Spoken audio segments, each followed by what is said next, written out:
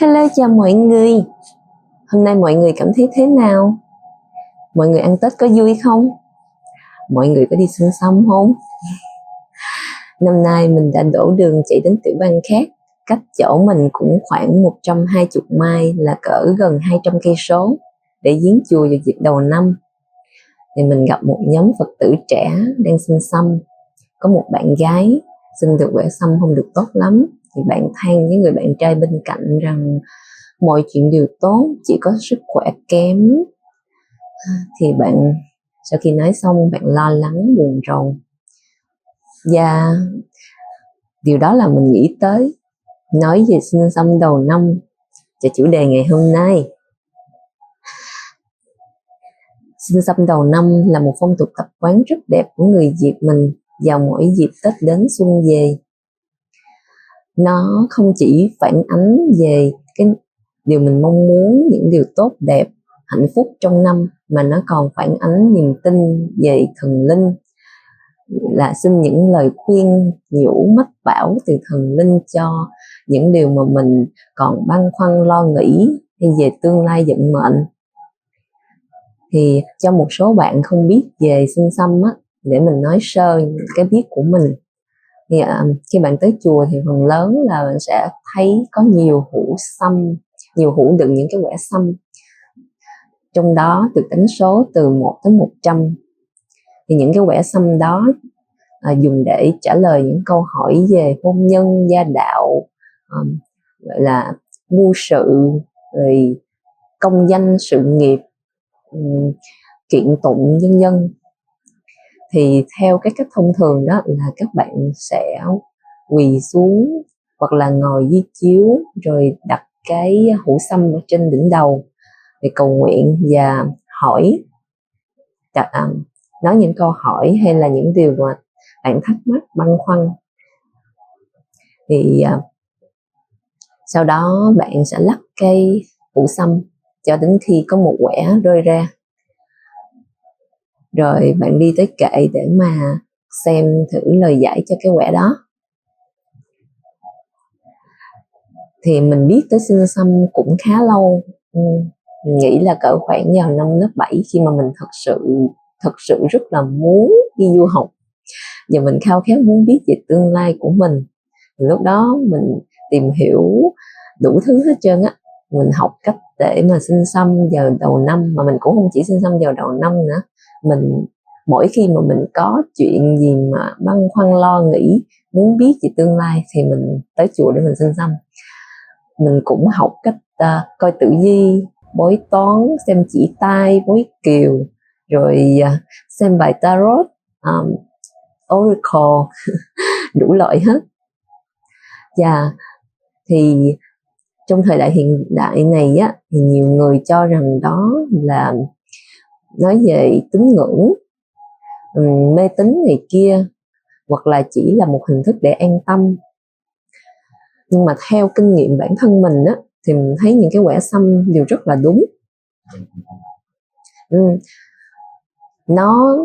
Nhưng cái quan trọng ở đây đó là đừng có quá phụ thuộc vào nó, tại vì nó chỉ là những cái gọi là phản ánh cái tương lai gần. Nó giống như là cho bạn biết quả của nhân quá khứ. Như Đức Phật từng nói, muốn biết nhân quá khứ thì hãy nhìn quả hiện tại, muốn biết quả tương lai thì hãy nhìn nhân hiện tại. Đơn giản đó là những gì cái quẻ nó ra đó, là nó cho bạn biết là đó là quả của những gì bạn làm trong quá khứ. Tức là bạn đã không chăm sóc sức khỏe tốt, thì nó hiện ra là bạn có sức khỏe kém, chẳng hạn như vậy. Do đó hãy nhớ rằng bạn là người làm chủ cuộc đời mình. Lý do chúng ta xem chỉ tay để biết tương lai là tại vì tương lai của mình nằm trong bàn tay của mình. Để mình kể cho các bạn nghe một câu chuyện. Có một chú Tiểu được Đại Hòa Thượng cho về quê ăn Tết, thăm gia đình. Đối với Đại Hòa Thượng á, thì đây là lần cuối chú Tiểu về thăm gia đình, bởi vì Đại Hòa Thượng biết được vận mệnh của chú Tiểu là sẽ chết yểu, có thể là sẽ không sống qua được tháng này. Nhưng sau cái tháng ăn Tết thì chú Tiểu trở về chùa khỏe mạnh, vui vẻ. Thì Đại Hòa Thượng tò mò mới hỏi chú Tiểu rằng chuyện gì đã xảy ra trong những ngày Tết. Thì chú Tiểu thành thật trả lời: trên đường con đi về thăm nhà đó, thì con đi ngang một dòng suối nhỏ, thì con có thấy một đàn kiến bị nước cuốn trôi. Con mới lấy một khúc củi khô để cho đàn kiến bò lên bờ. Đại Hòa Thượng nghe xong thì mỉm cười. Chỉ một hành động nhỏ, tuy nhiên đã cứu nguyên cả một đàn kiến, là cứu rất là nhiều chúng sanh. Do đó, chú Tiểu đã thoát qua khỏi cái nạn chết yểu. Đó là một hành động cải số, thay đổi vận mệnh.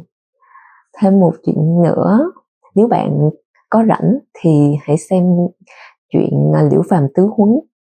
Đó là câu chuyện được viết về chính tay của Liễu Phàm, là một người làm quan thanh liêm thời nhà Minh.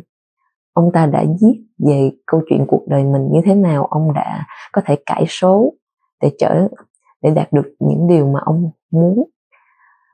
Thì câu chuyện đó không chỉ đơn giản nói về cuộc đời của ông, mà nó còn là lời khuyên của ông cho thế hệ sau, như thế nào để mà tu nhân tích đức, sống cuộc đời thiện lành.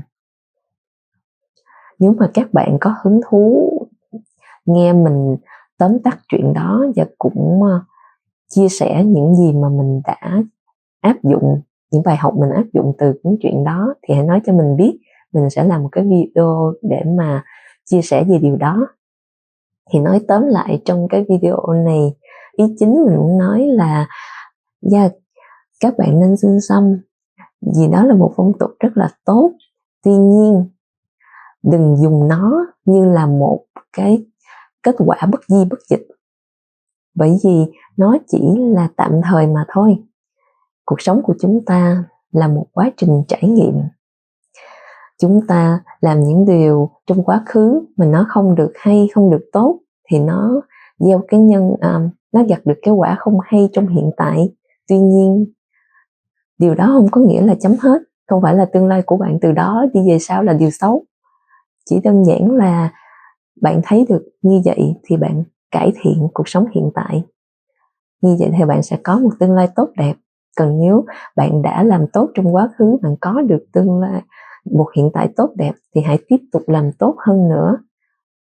Hoặc là giữ vững những cái nếp sống tốt đẹp thiện lành đó, thì tương lai của bạn sẽ luôn hạnh phúc. Nếu các bạn cảm thấy video này hữu ích thì hãy subscribe, like hay share nó đến những người khác. Cảm ơn các bạn rất nhiều. Hẹn gặp lại các bạn trong những video sau. Tạm biệt.